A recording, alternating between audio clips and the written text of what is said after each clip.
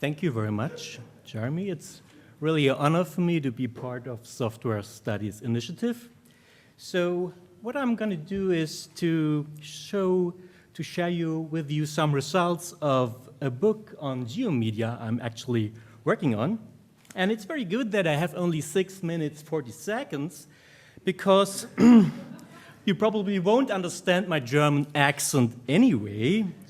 Therefore, and in order to keep time, I will speak very slowly. Okay. I hope you will get the clue of these gestures here I've been doing after my talk. Okay. As you probably know, last week Google announced a fundamental change in their product policy. The change from Google and Maps to Google on Maps, which means that Google Maps and Earth are becoming the platform or basic layer for any kind of information you are looking for. So this is what they released yesterday. As you can see, that's the launch of Google News on Google Earth. Google News is spatially locating stories from more than 4,500 news sources. So you can have a look. So Google Earth is becoming the platform for all this news information. Another example, Dan Cat, who introduced geotagging into the web sphere, announced that Flickr will georeference their complete image stock. So in the near future, and to put this generally, you will probably not find any picture, any video at all that is not georeferenced. Okay, another example is Everyscape, which that takes Street View indoors, and surprise, surprise, of course, in the city of Aspen. Okay, so these are just a few examples. All right, okay, okay, for the GeoWeb that will change the way we are searching and getting information tremendously. So the question is, will the GeoWeb, will geomedia emerge in the near future as the third great wave of modern digital technology? And there are several indications of this happening. For instance, free data, scarcity of geoinformation, and of course, geosemantics. So I have a dream. I have a dream, and this will be a nightmare for all of you. So, so what seems to emerge right now is the growing of neo-geography, which was introduced at the O'Reilly conference 2 years ago. So, however, and you have looked into details, we will find a strong connection, and I'm just make it very simple here, okay, to Nazi geography. Okay, and I'm talking not about Google policy or conspiracy theory or whatever. I'm just only looking on socio-technical strategies. And how do I get this? Well, the basis of my research is a new theoretical concept I'm actually working on with some other colleagues. It's called actor-media theory, which of course refers to anti-actor network theory. For Bruno Latour, representations or inscriptions become sources of greater power than they are when they are mobile, when they are immutable, and when they are combinable with one another in order to make comparisons.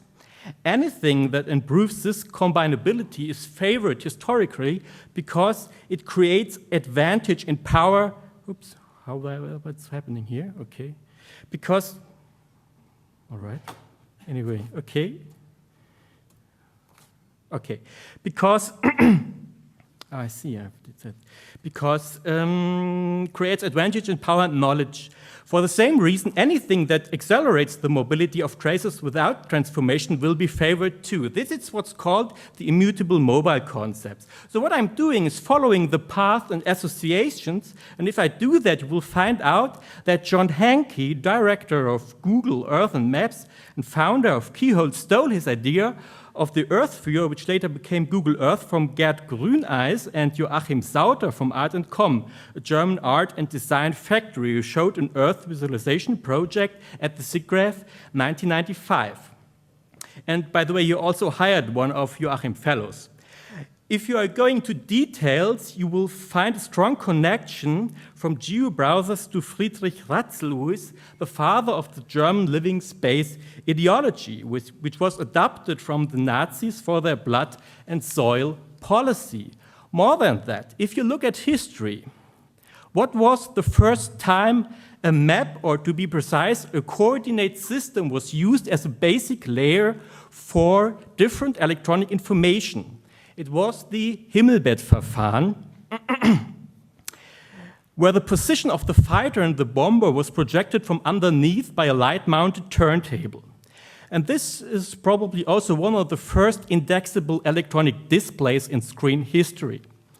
Another example, car navigation systems that constitute what Stephen Graham refers to as software-sorted geographies. Following the immutable mobile concept, I found out that, in fact, Atari founder Nolan Bushnell came up with the idea of a car navigation system named E-Tech Navigator while he was sailing the Trans-Pacific boat race in 1983.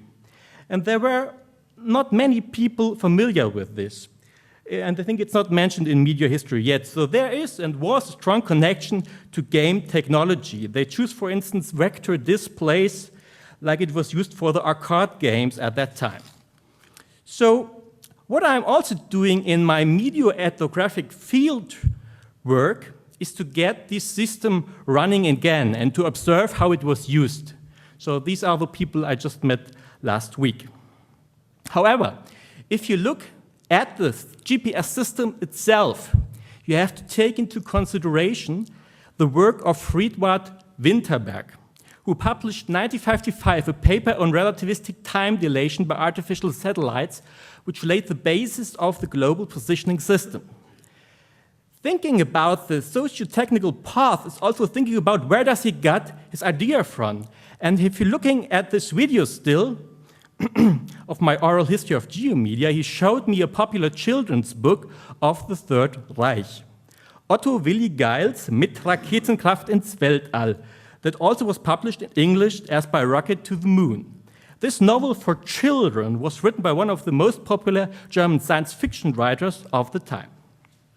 Finally, just to show something useful of the oral media history I'm working on, also for the Software Studies Initiative, this is Waldo Tobler, one of the godfathers of new geography, who established the first law of geography, which is becoming more important than ever before now if you're talking about the GeoWeb. Everything is related to everything else, but near things are more related than distant things. And he was the first using Fortran in order to produce a computer cartograms in the late 50s.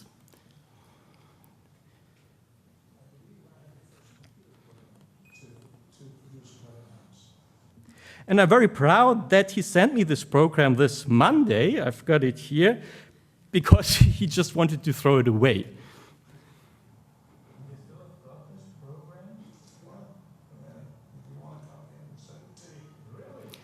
So,